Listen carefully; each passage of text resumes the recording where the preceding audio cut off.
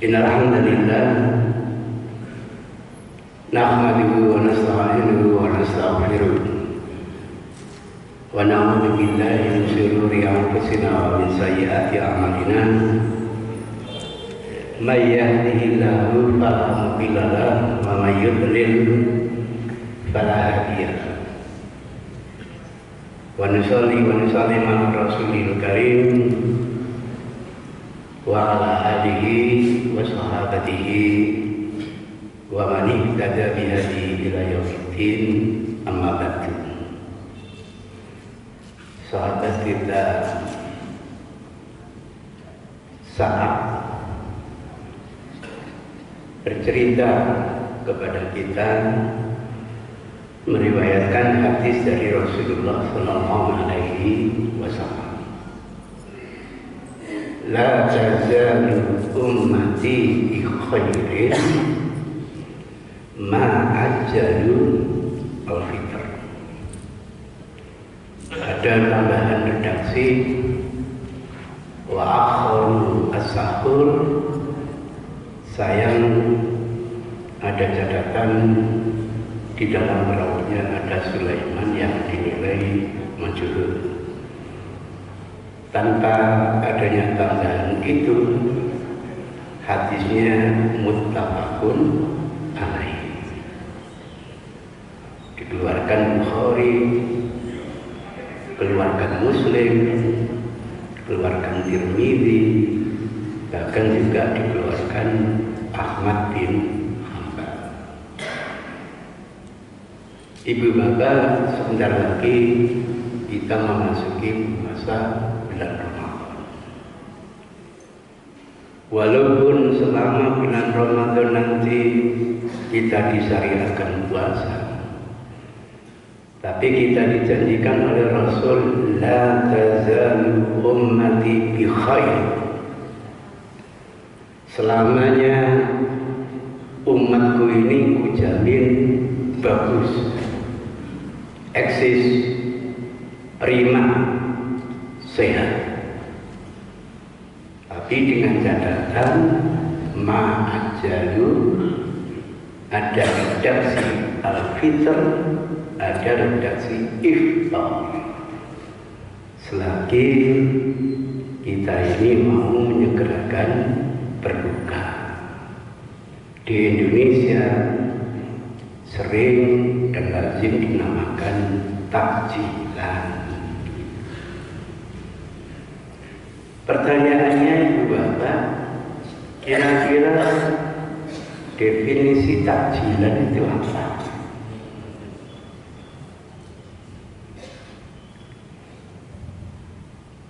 Ada yang punya pemikiran?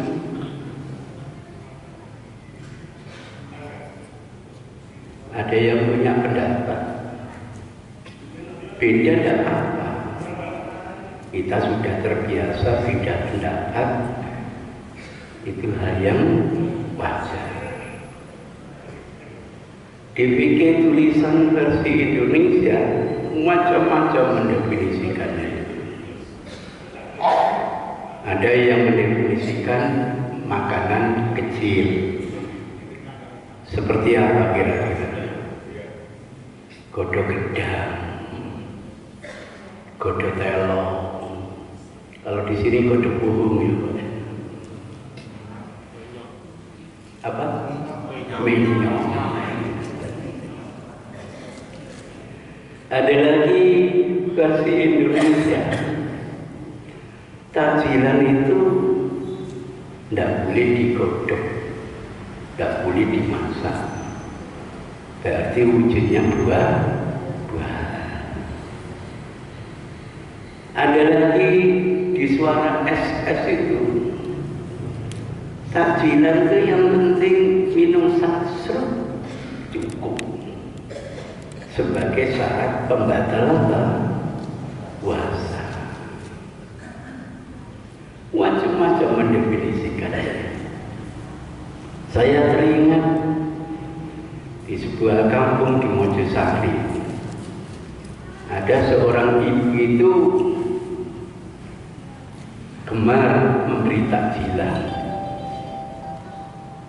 dibuatkan jajan yang enak tahan lama. Kira-kira jajan apa? Kuitak. Anaknya suruh ngawal. Tawaran dipakai takjilan atau tidak? Ternyata disimpan oleh takmir. Karena enaknya tadi, nakalan takmir ini. Anaknya lapor kepada ibunya, "Bu, takjilan tadi nggak mau jajan ibu." Kira-kira ibunya marah nggak? Marah. Lapor ke takmir, "Apa betul jajan saya nggak dipakai takjilan?" "Bener, Bu." "Kenapa?"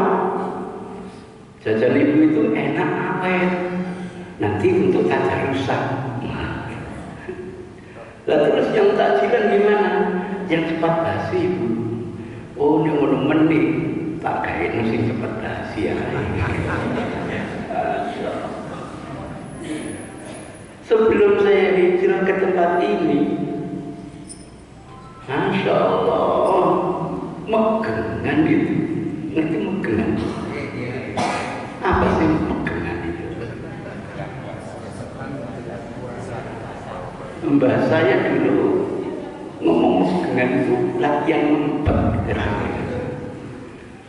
Wis ya, dina iki mangan monggo sing akeh meni wis gak oleh mangan gitu.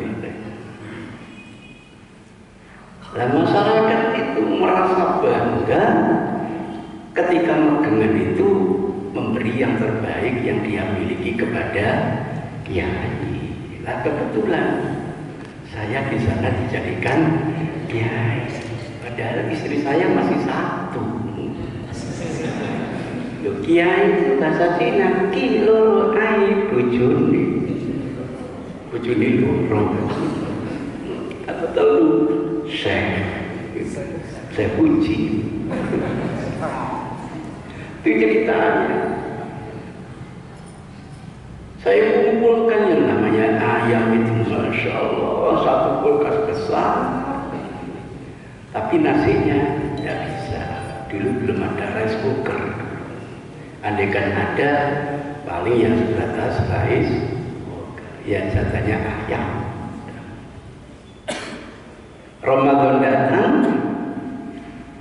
sama istri saya dibuatkan ikan, ayam-ayam itu dibadani nasi, dikirim ke masjid untuk takjilan.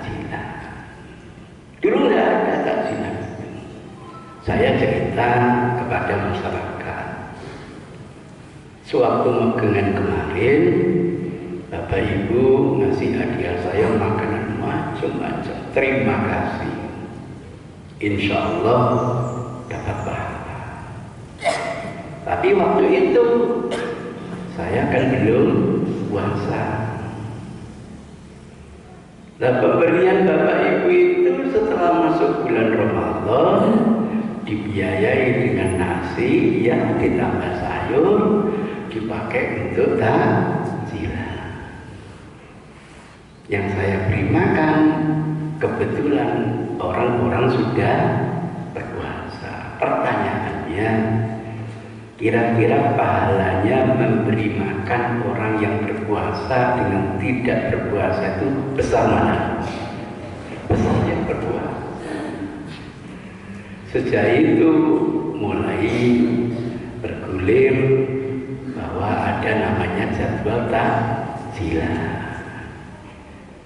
Saya ceritakan kalau kita hidup pada zaman Rasulullah, di Masjid Nabawi itu ada dua ustuana, dua cagar.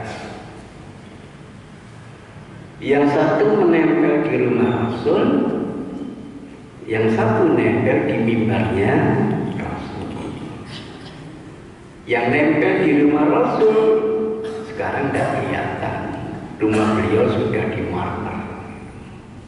Tapi yang nempel di mihrabnya Rasul sampai sekarang masih ada. Kalau sampai jeli itu salah paham, itu tongkatnya Rasul. Enggak, zaman Rasul belum ada tongkat. Waktu khutbah Jumat membawa apa? Pedang. Artinya aksesoris. Karena pedang itu aksesoris. Zaman kita jahiliyah dulu keluar rumah sudah bawa pedang dan siap untuk perang. Itu tradisi jahiliyah terbawa ketika Rasul dakwah Islam pertama kali. Sehingga kalau kita nanti perang, musuh kita kalah, masih berhasil hidup, statusnya jadi tawanan. Maka orang hebat zaman jahiliyah dulu kalau ketemu temannya, pertanyaannya, piro tawanan kamu? Berapa budak kamu? Makin banyak budak, berarti orang makin hebat. Dulu gitu. Sehingga keluar rumah sudah siap perang. Islam datang di bawah Rasul, tradisi itu masih tetap jalan. Boleh umat Islam pergi ke masjid membawa apa? Pedang. Cuma nasihat Rasul, kalau sudah masuk masjid, pedang ini harus masuk ke dalam apa? Selondongannya atau sarungnya, biar tidak menyakiti temannya. Maka kalau ada hadis Rasulullah khutbah bawa pedang, benar. Cuma terjemahannya yang beda. Ada yang mengatakan pedang itu tetap dibawa Rasul dalam apa? Selondongan. Ada yang menerjemahkan membawanya itu pakai tangan. Dan terbukti zaman Umar, zaman Utsman sudah kondusif, tidak lagi bawa pedang, diganti apa? Tekan. Tapi zaman sekarang lebih gawat, mestinya bawa pistol. Iya, betul. Jadi nanti waktu khutbah Jumat ada yang ngantuk, tembak. Di khutbah ngantuk gitu. Tapi jangan pakai yang mematikan, yang nempel aja gitu. Itu ceritanya. Masya Allah, dua ustuana itu ditarik-tarik oleh Rasul. Maka Rasul tahu, man qa'ama sha'iman kana lahu mislu ajri fa'ilihi wa lam yanqus min ujurihi syai'an. Siapa yang guyub memberi santapan kepada orang yang berpuasa, maka dia akan mendapatkan pahala seperti pelakunya tanpa mengkorting hak pelakunya sedikit. Jadi kalau ibu bapak memberikan takjilan 10 orang yang berpuasa, setiap orang dapat pahala 1 miliar, kecipratan dapat berapa miliar? 10 miliar. Tanpa mengkorting hak pelakunya sedikit pun. Sehingga kalau kita pergi ke masjid, bawa kurma, kita gelantungkan di tali. Kurma itu kan kayak buah jambi, kita gelantungkan begitu. Sekarang sudah tidak ada tali itu, sehingga teman-teman yang miskin mulai curhat kepada Rasul. Apa kata teman-teman kita ini? Fasabaqana al-niya'u ya Rasulullah. Kalau gitu kita ini disalib oleh teman-teman yang kaya. Dengan kekayaannya mereka bisa bawa kurma, pahalanya banyak. Nah kami yang miskin tidak dapat pahala seperti ini.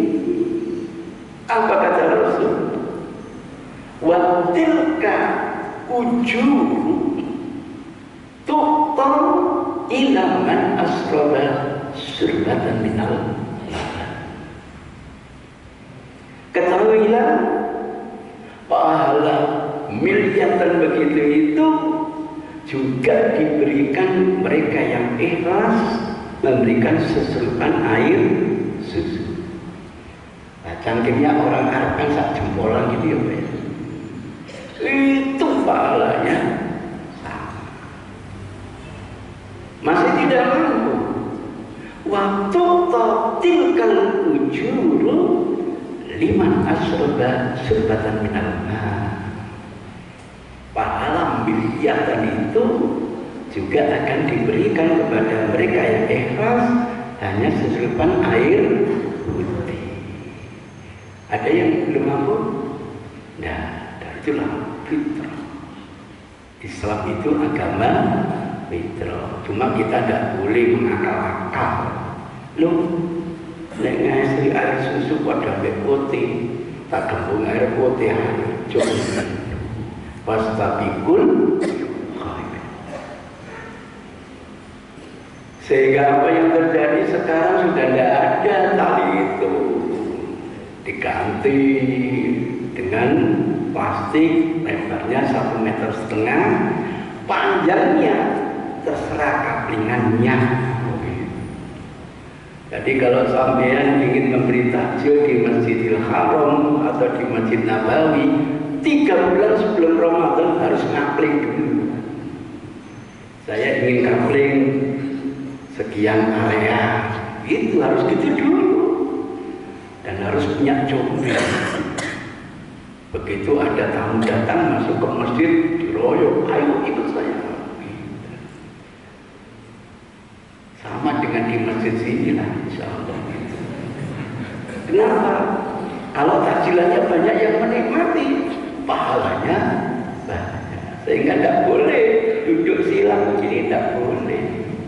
Satu kaki supaya diangkat, sehingga samaannya tambah banyak. Masya Allah. Makanan apa yang tidak ada di situ? Maka kalau sampai ingin pasang strategi, strateginya apa? Sukaannya abuli, duduk samping nasi kabuli. Sukaannya nasi biryani, duduk samping nasi biryani. Gitu, itu strateginya ini. Sukaannya kalkun, duduk samping kalkun. Kayak sampean kalau dampingi kiai gitu kan, biasanya strateginya duduk samping kiai. Mereka biasanya makanan sing duduk itu jauh lebih enak. Aja samping supir. Nah, sampai duduk samping kiai, sampai lihat makannya Pak Yai itu, sampai ikuti. Begitu Pak Yai makannya lahap, plek, sampai ikuti, plek. Tapi kesan masyarakat kepada kiai lain dengan sampean. Gitu. Kepada kiai, Masya Allah Pak Yai, makannya nikmat sekali. Tapi kepada sampean, gerangsang, salah mana? Tak perlu Pak Yai, ambil dengan 3 jari, kemudian dikunyah 40 kali, baru dilek. Melok-melok, ambil 3 jari, dikunyah 40 kali, baru dilek. Tapi kesan masyarakat ke kiai lain dengan sampean. Kepada Pak Yai itu kesannya Masya Allah, Pak Yai kalau makan tirakat banget. Tapi kepada sampean, ani-ani, salah mana. Begitu ceritanya. Maka ketika dikumandangkan azan,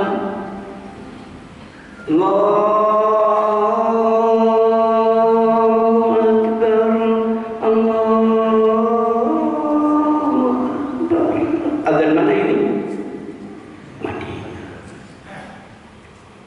Allahu Akbar, Allahu Akbar. Azan mana ini? Mekah. Wah. Tapi kalau Allahu Akbar, azan mana? Bojonegoro. Tinggal ada tahun 82. Masya Allah, kita saksikan yang namanya jamaah ini berebut mengambil makanan, dikasihkan teman kanannya, berebut ngambil, dikasihkan teman kirinya. Begitu, kadang-kadang berdiri, sambil kasihkan temannya begitu. Ya Allah, sebenarnya kan sama dengan masjid sini, sama, rebutannya yang sama. Kalau di sana dikasihkan temannya, kalau di sini bisa dimakan sendiri.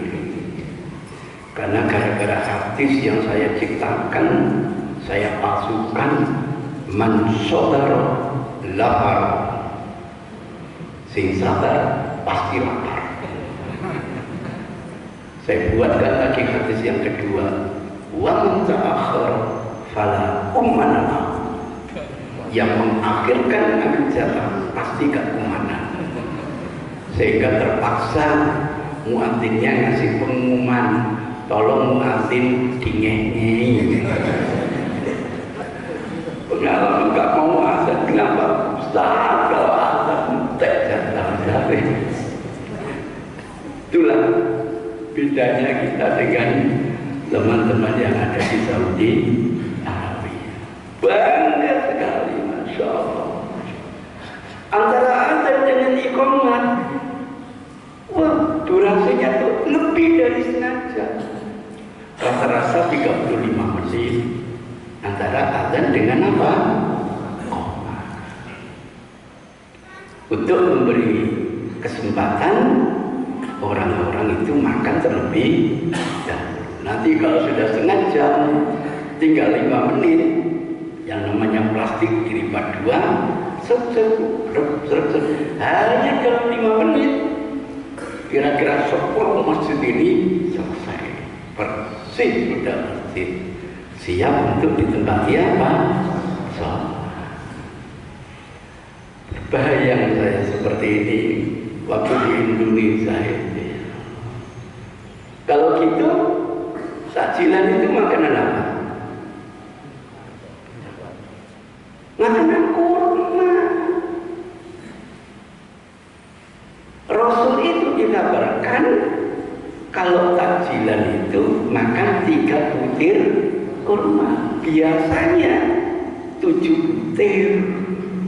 Tapi ketika berbuka cukup 3 butir. Gara-gara hadis ini dipersepsikan tidak boleh digodok. Wujudnya buah. Padahal kalau kita jeli, kurma apa yang disantap oleh Rasul? Kurma ajwa yang asli, yang besarnya satu itu 1 kepelang ini. Nah kalau 3 kurma berarti 3 kepelang. Saya menikmati 1 butir ganteng. Itu baru kita temukan di hotel bintang 5, 1 kilo harganya di atas 500 real. Itu pun hanya dapat 14 biji. Masya Allah. Sehingga pohonnya dibawa ke California, tanahnya dibawa ke California, cuacanya dibuat rumah kaca seperti di Saudi Arabia. Sekarang dikenal dengan kurma California. Itu pun paling besar hanya 3 nyari, sepertiganya kurma asli. Maka kalau dihitung-hitung 1 kurma itu nilainya 1 piring. Kalau begitu 3 kurma berarti berapa piring? 3 piring takjilan itu. Maklum ini cerita orang Arab. Jadi orang Arab itu kalau makan nggak pakai piring, pakai encer. Nasinya penuh begitu, ayamnya tidak ada di sana suar sohir, tidak ada. Minim rubuh seperempat ekor, rata-rata nus setengah ekor, bahkan rata-rata seekor ayam. Dan ayam di Saudi Pak, jauh lebih besar daripada ayam di Bojonegoro. Besar-besar. Tapi saya dinas di sana, hajian sekeluarga sama anak saya itu terkejut. Anak saya melihat cewek Arab makan satu lengser. Habis itu belum naik. Nasi sebesar itu habis, tambah roti. Tapi kok gak lemu-lemu ya, makan seperti itu. Oh, kalau gitu takjilan itu mestinya makanan utama. Kalau masyarakat sini makanan utamanya apa? Nasi. Mestinya takjilan itu pakai nasi. Pengalaman 2 minggu di Maluku, baru saya menikmati yang namanya makanan bubur sagu. Enak ternyata. Lah masyarakat itu kalau sudah terbiasa makanan setempat, jadi kerasan gitu. Itu sebabnya jemaah haji yang saya pandu, target saya harus bisa menikmati kabuli ala sana. Nasi kabuli itu tidak dimasak pakai air, tapi minyak harus bisa menikmati. Selagi belum bisa menikmati, waduh, pikiran ke Indonesia, bisnis, akhirnya stres, minta segera padahal mestinya kalau di Madinah, di Makkah merasa penduduk Makkah aja dapat doa keberkatan dari Nabi Ibrahim. Penduduk Madinah 2 kali keberkatan dari doanya Ibrahim. Mestinya begitu. Rahasia yang sederhana. Begitu saya datang, saya beli yang namanya buah zaitun. Di Indonesia dikenal juwetung. Saya coba jamaah itu. Pagi 2 butir, siang 2 butir, malam 2 butir. Kalau makan ini sudah terbiasa, uji coba. Ayo, cari makanan khas, katakanlah India, khas Yaman. Kalau sudah lahap, insya Allah orang ini akan kerasan hidup di Saudi Arabia. Maka mestinya nanti kapan ya punya pemikiran kita kalau perlu jadikan bahasa program bahwa untuk takjilan nanti disurvei. Orang yang di masjid ini sukanya apa? Oh, suka sop buntut. Maka nanti pakai nasinya apa, ikannya? Sop buntut. Disurvei lagi, sukanya apa? Gulai. Takjilannya pakai apa? Gulai. Punya uang kira-kira? Masjid punya kas enggak? Nah, kalau nggak punya, minta azizmu.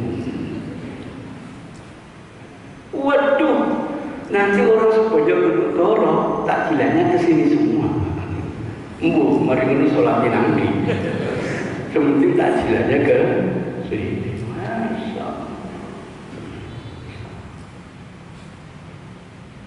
Kenapa makanan pokok? Kenapa makanan besar? Karena kita nanti akan berdoa.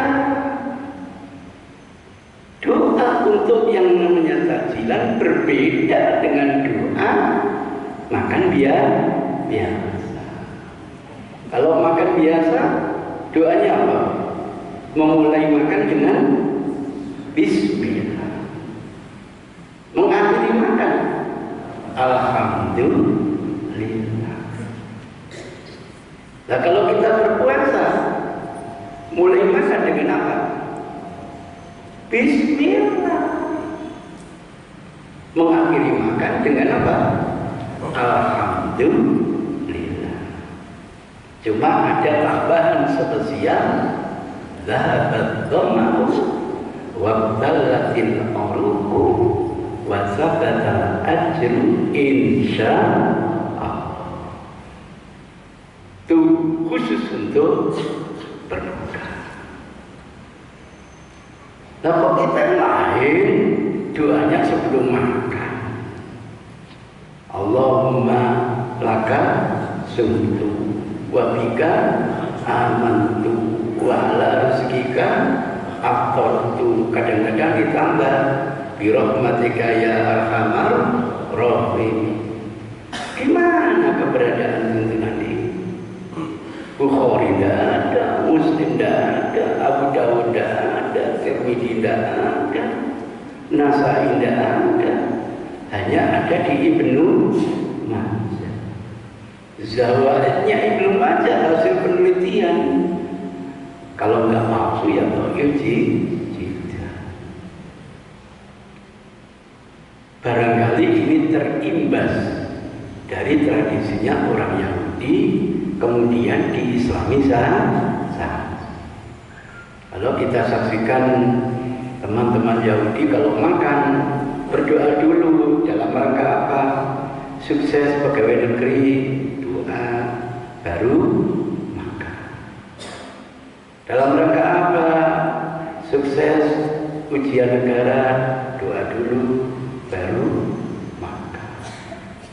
Terimbas masuk ke dalam ajaran Islam. Padahal kita punya tuntunan yang benar dari Rasul. Sehingga setelah kita ini makan, doanya dhahaba dhama'u. Hilang sudah ya Allah rasa lapar saya, rasa haus saya sudah hilang ya Allah. Kalau gitu makanan yang kecil atau makanan besar? Harus besar. Kalau nggak makanan besar nggak bisa ngomong gitu. Nanti Allah tanya, nanti kunci melilit-melilitmu cari isparak. Kalau hanya takjilannya seserupan air putih. Itu tidak tahu kira-kira kita program mulai Ramadan besok bisa enggak ya kira-kira? Ya kalau nggak bisa, coba seminggu sekali. Kalau nggak bisa, ya sebulan sekali. Tapi insya Allah jamaah akan berbondong-bondong ingin meraih pahala yang besar dari Allah Subhanahu wa Ta'ala. Habis makan minum. Coba Bapak Ibu kira-kira nanti kalau takjilan minumnya apa? Biasanya ibu ini yang menyiapkan takjilan ini.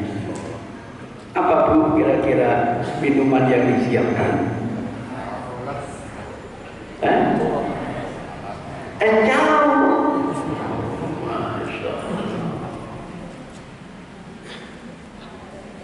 Saya saksikan di masjid itu ada es karbit, ada lagi yang sukanya orang Tuban itu es apa namanya?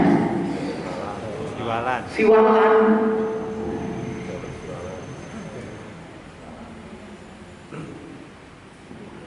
Boleh ya? Boleh. Halal. Tapi kalau kita mesti tuntunan Rasul, tidak akan minum yang dingin. Tidak akan.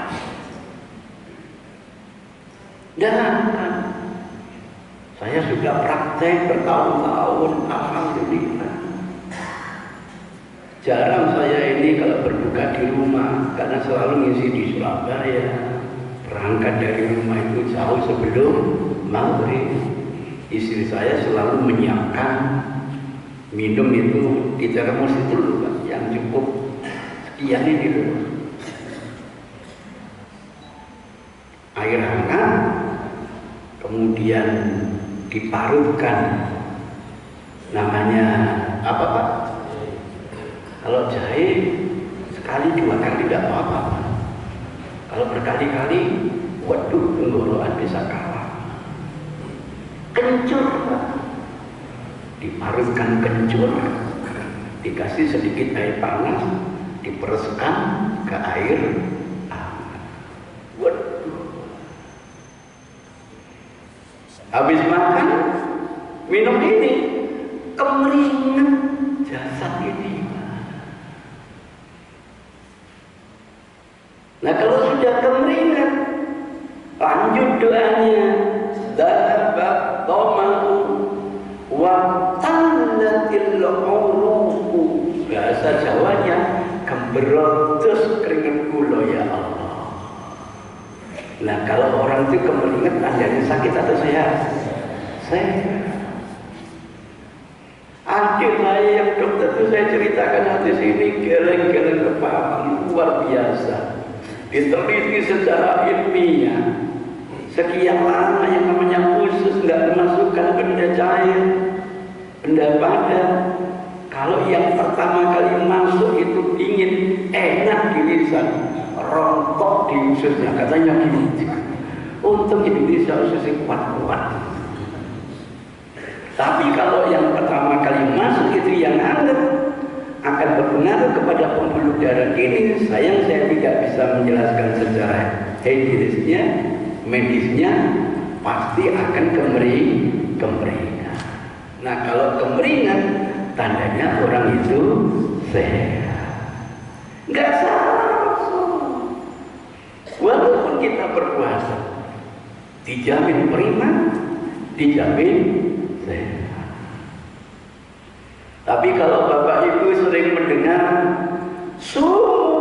tasifu, mohon maaf, hadisnya palsu.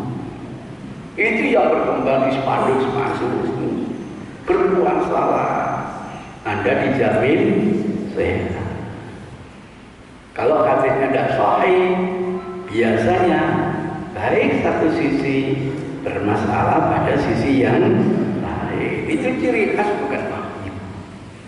Kalau wahyu yang sahih, benar dari segala aspek. Ketika saya ditanya, loh Ustaz ini hadis masyhur, tidak semua hadis masyhur itu sahih. Bahkan saya katakan paling banyak hadis masyhur malah palsu, buatan Yahudi, kemudian dipublikasikan, diviralkan sedemikian rupa untuk menghancurkan fitrah Islam, sehingga umat ini tidak bisa membedakan mana yang ori dari Rasul, mana yang buatan dari manusia. Memang tujuannya begitu. Masya Allah, itu namanya husnul fikr, orang-orang. Apa buktinya Ustaz kalau buktinya kapan?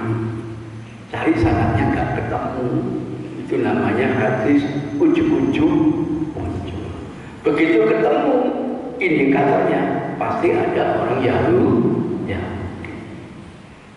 Selesai.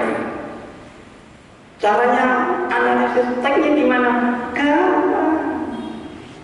Menurut Allah, menurut Rasul, kalau kita sakit, kita diberi rukhsah untuk tidak puasa.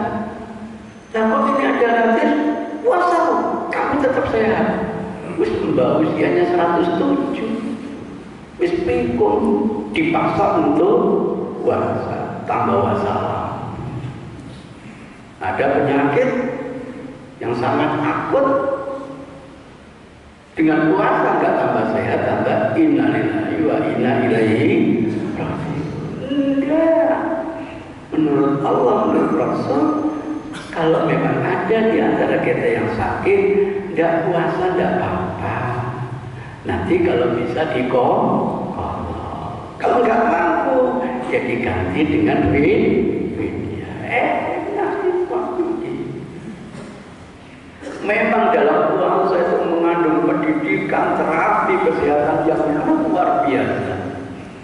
Tapi kalau dikatakan berpuasa kamu ingin sehat, itu bukan tuntunan Rasulullah. Orang yang sehat disuruh puasa, dijamin tetap sehat kalau mengikuti aturan Rasul. Itu gambaran sederhana. Maka sampai kita ini nanti kalau bulan puasa, lu kok turu sampean puasa Ustaz? Katanya orang tidurnya orang puasa ibadah, ya wis turu terus. Tidak sholat kok ngelembrek. Kenapa gitu? Puasa yang disalahkan puasanya. Sejak kapan syariat membuat umat itu? Syariat itu membuat kita bahagia. Syariat itu membuat kita sehat. Syariat itu inna Islam untuk mendapat kemaslahatan. Nah, kalau kita jalani puasa enggak dapat kemaslahatan, jangan disalahkan syariatnya. Salahkan pada pribadi. Jangan-jangan aplikasi saya berpuasa belum mengikuti tuntunan Rasulullah. Kalau sudah begitu, jangan disalahkan Rasulullah Sallallahu Alaihi Wasallam. Masya Allah, itu doa kita. Alhamdulillah. Yang namanya penceramah itu kalau di bulan Ramadan kayak tukang jahit, bingung menerima orderan. Biasanya 1 hari 2, 3, kalau sudah puasa sampai 5. Bayangkan di kantor-kantor, di perbankan, di Indonesia, di Kapolda, di yang namanya Dinas Kesehatan, di BRI, Bank Jatim. Itu nanti kalau sudah puasa, Ustaz, daripada istirahat siang, mendingan dinikmati untuk diisi apa? Ternyata begitu sekarang. Sehingga kegiatan di bulan Ramadan malah lebih banyak daripada di luar bulan Ramadan. Itu kalau tidak diimbangi dengan cara puasa ala Rasul, wah, gak bilang itu nanti hari ke-10. Itu gambarannya. Sampai coba. Kalau beras menjahit memang enak, tapi kalau terlalu sering tenggorokan ini kan. Tapi dengan perasaan kencur, wih, suara enak, gak merasa capek. Saya belum pernah melihat detailnya. Cuma saudara saya mengingatkan, Masya Allah Ustaz, yang namanya perasaan kencur itu manfaatnya banyak sekali. Saya pribadi belum membaca, cuma dapat informasi. Makanya orang kok seneng jamu beras kencur. Allahu a'lam. Itu gambarannya. Nah, setelah kita berbuka, baru yang ketiga kita minta wasabatal ajru insyaallah. Kalau perilaku puasa kita ini sudah sesuai dengan standarisasi, mudah-mudahan kokoh pahala yang dijanjikan oleh Allah Subhanahu wa Ta'ala. Masya Allah, merubah mindset seperti ini susahnya luar biasa. Karena sudah ada kultur pembiasaan bahwa takjil itu makanan apa? Ringan. Pertanyaan saya Bapak Ibu, pernahkah kita membaca hadis habis sholat maghrib Rasul makan lagi?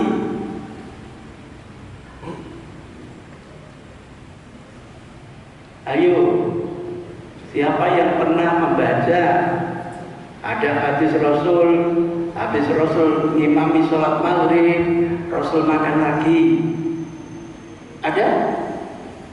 Ada. Ya itu. Makanya Rasul ketika berbuka puasa dinamakan takjil.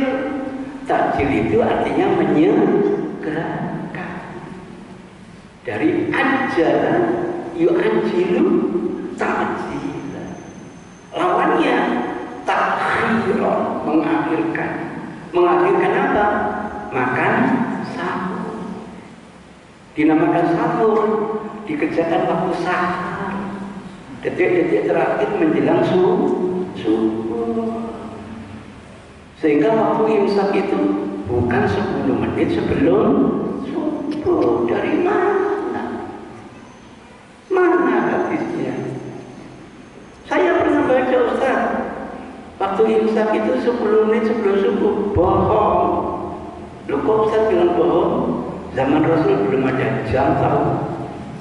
Iya. Belum ada jam sama Rasul. Kalau kita sholat malam bersama Rasul, lain. Tinggal sholat malam di luar bulan Ramadan. Kalau di luar bulan Ramadan seperti sekarang, kita sholat bersama Rasul paling setengah malam. Ditambah sedikit, tidak apa-apa. Dikurangi sedikit, tidak apa-apa. Surat Muzammil. Tapi kalau sudah masuk bulan Ramadan, ini syahr Quran, selesainya itu puluh al-fajr, menjelang fajar. Kalau sini misalnya subuhnya jam 4, kira-kira setengah 4 baru selesai. Gara-gara panjangnya seperti inilah Imam Bukhari dari negara Bukhara ketika hijrah ke Mekah terkejut.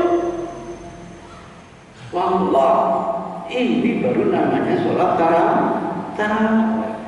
Guru-gurunya belum pernah ada yang mengatakan sholat tarawih. Sampai kalau baca bukunya Imam Ahmad Sa'abr, wabil khusus Masail Ahmad bin Hanbal, tidak pernah kedengaran sholat tarawih. Gurunya lagi Imam Syafi'i punya album, risalah, macam-macam. Belas bab sholat tarawih tidak ada. Apalagi Imam Malik gurunya lagi di Muwatta Imam Malik tidak pernah ada bab sholat. Baru Bukhari, Sahih Bukhari bikin bab sholat tarawih, mendatangkan 6 hadis, nggak ada kata-kata sholat tarawih. Itu fikihnya Imam Bukhari, karena panjangnya bacaan, banyaknya istirahat, layak. Ini namanya sholat apa? Ini hasil penelitian, sah digugat. Bapak Ibu membuat antitesis boleh, tapi harus pakai data yang ilmiah. Sungguh kalau Imam Bukhari masih hidup, bermakmum di masjid ini, dengar-dengar, ini bukan lagi sholat tarawih. Wahadi sholat balafanun.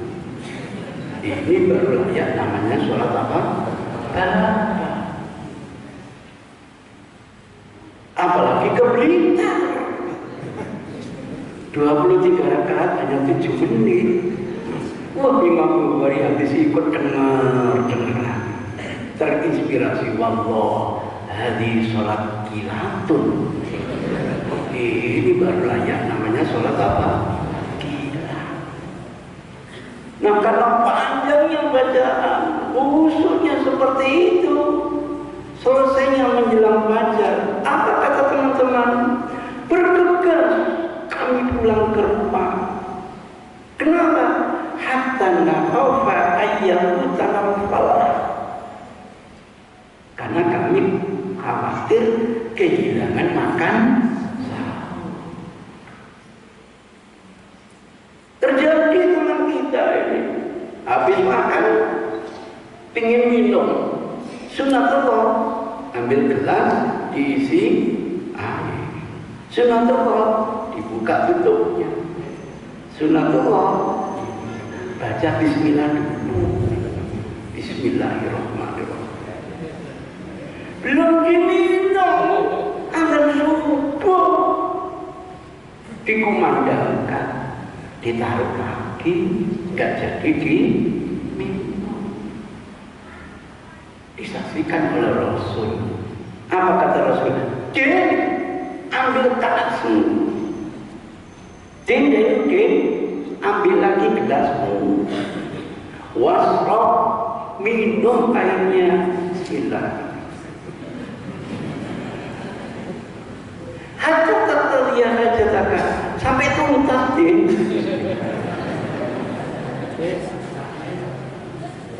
Harus jadi pemandangan. Disuruh Rasul menghabiskan apa? Oh, kalau gitu waktu insaf itu habisnya azan subuh. Maka kalau azan subuh itu jika insaf. Ada jamaah yang tanya, Ustaz, rokok sudah di tangan Ustaz, korek sudah siap, azan subuh Ustaz. Gimana Ustaz? Dasar Ustaz yang tidak merokok, buangan. Karena Ustaz yang merokok, mubazir, entah enam. Masya Allah. Itu ceritanya. Dihitung oleh teman-teman di UNER. Benar Ustaz. Usaha manusia sekian jam itu nggak ada. Mestinya sahur itu diakhirkan, takjilan dikedepankan. Ketemu secara ilmiah, ketemu. Mestinya yang menjelaskan ini dokter. Tapi saya sisi hadisnya. Masya Allah. Nggak salah.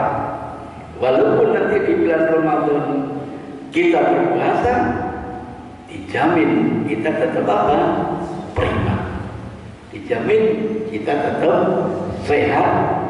Dijamin kita tetap eksis kalau mau mengikuti tuntunan Rasul. Di sebuah masjid ada tradisi, Pak. Saya nggak tahu. Kalau maghrib isya, azan maghrib sama qomat itu, jamaah ini tidak dikasih kesempatan sholat. Jamaah ini. Jadi habis azan maghrib langsung apa? Qomat. Nah kebetulan ketika Ramadan takmirnya itu menyiapkan makanan berat, nasi bungkus. Begitu dikumandangkan azan maghrib, makan mereka. Mereka makan. Begitu komat, si komat ke kiainya itu berdoa, semua makan dia. Karena Pak Yainya komat, nggak ada yang jamaah. Ngomong-ngomong, buaya ini badukan, seperti sholat dulu. Pak Yainya dijaliri, Pak Yai apa nggak pernah dengar hadis? Kalau makanan disajikan, komat dikumandangkan, yang didulukan apa? Makan. Orang santri sekarang itu pinter-pinter kan. Komat dikumandangkan, perut nggak bisa diajak kompromi. Urusan perut atau sholat dulu? Perut. Komat dikumandangkan, mata ini nggak bisa diajak kompromi, ngantuk. Yang didulukan apa? Tidur dulu. Itu hadisnya begitu. Kira-kira tidak tidur bisa sholat sama Allah. Kau no, itu cerita. Baru ketemu dengan Pak Yainya. Kenapa sih Pak Yai? Katanya saya itu ketika umroh di Masjid Nabawi, habis azan itu masuk komat. Enggak Pak Yai. Coba kalau sampai hari Senin, hari Kamis, apalagi di bulan Ramadan, durasinya lebih dari setengah jam.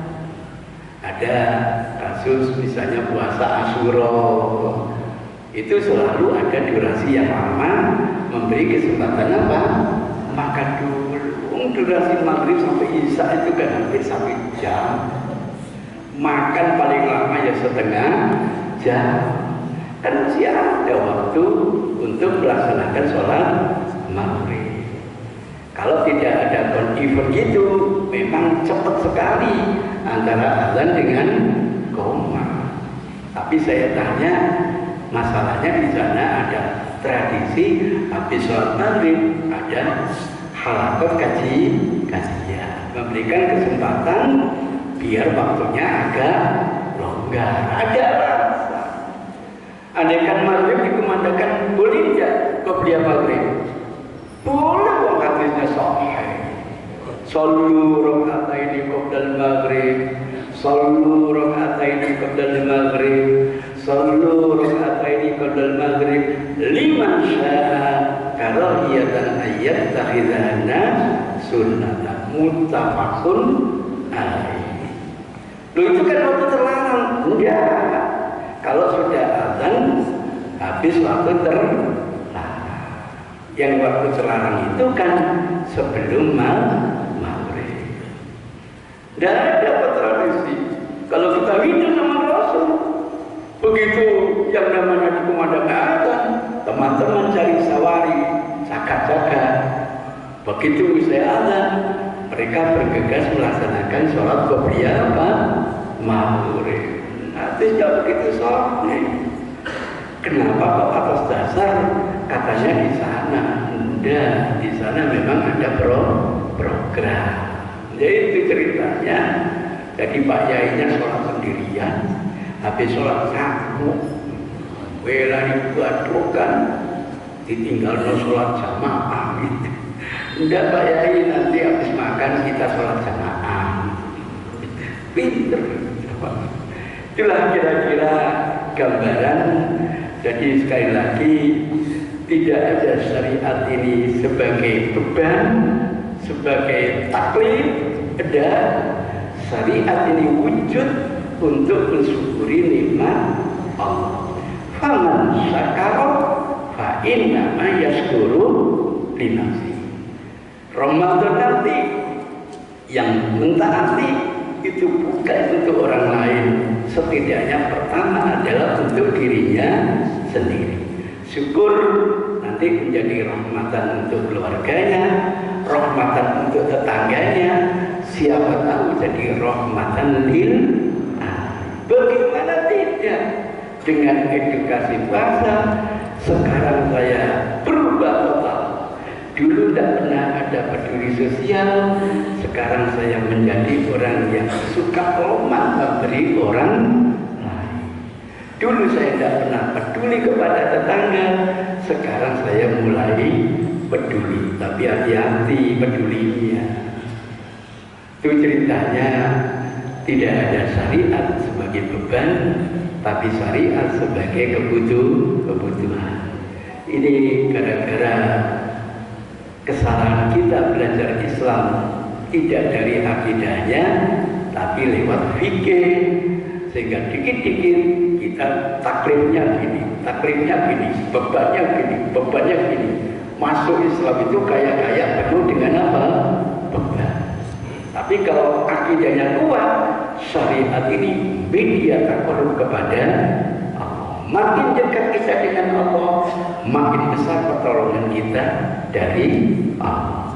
Di antara kita ada yang takarrub, katakanlah dengan berjalan kaki, Allah akan mendekat kepada kita dengan berlari cepat. Begitulah intadnu minni tadnu minka mawaddati wa intan a'ani taroni angka nabiya. Ungkapan sufi, kalau kamu ingin dekat saya, kau dapatkan aku lebih dekat daripada kamu. Tapi kalau kamu jauh dari saya, kamu dapatkan jauh lebih dekat dari dugaan kamu. Ana indah dari abdi. Dalam hadis qudsi. Mudah-mudahan datangnya Ramadan betul-betul bulan yang berkah, bulan yang menghabiskan segala dosa-dosa kita, bulan yang mampu membawa kita ke fitrah kita, menjadi hidup yang diridhai oleh Allah Subhanahu wa taala. Rabbana atina fid dunya hasanah wa fil akhirati hasanah wa qina adzabannar. Wa sallallahu ala Muhammadin nabiyil ummi wa ala alihi washabihi wasallam walhamdulillahi rabbil alamin.